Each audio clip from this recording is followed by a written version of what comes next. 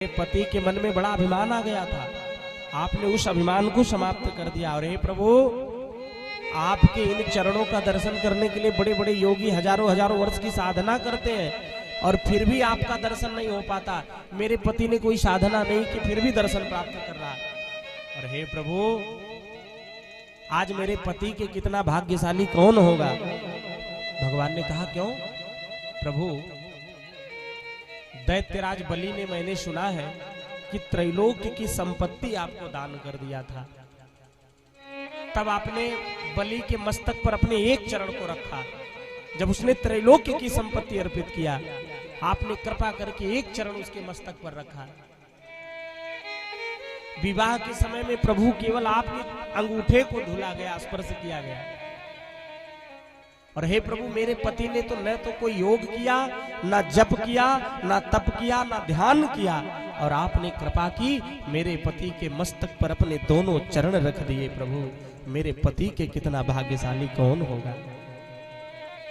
भगवान ने कहा, देवियों, नागपत्नियों, आपके भाव बड़े उत्तम हैं। वरदान मांगो, क्या वरदान दो?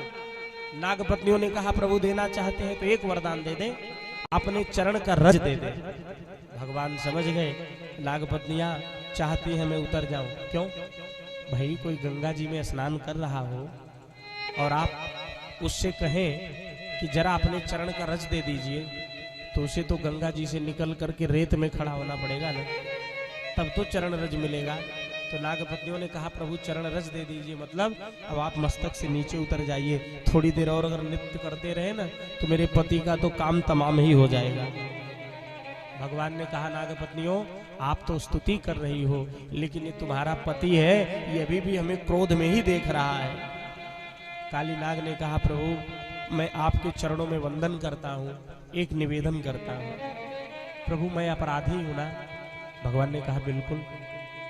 भवान ही कारणम तत्र सर्वज्ञो जगदीश्वरः अनुग्रहम निग्रहम वा मन्यसे तद्भिदेहिनः। प्रभु मैं अपराधी हूँ, एक बात बताइए प्रभु, मेरा अपराध क्या है? प्रभु मुझे सर्प किसने बनाया? भगवान ने कहा, मैंने। अच्छा प्रभु, मेरे मुख में विष किसने दिया? भगवान ने कहा, मैंने। प्रभु मुझे क्रोधी किसने बनाया? भगवान ने कहा, मैंने।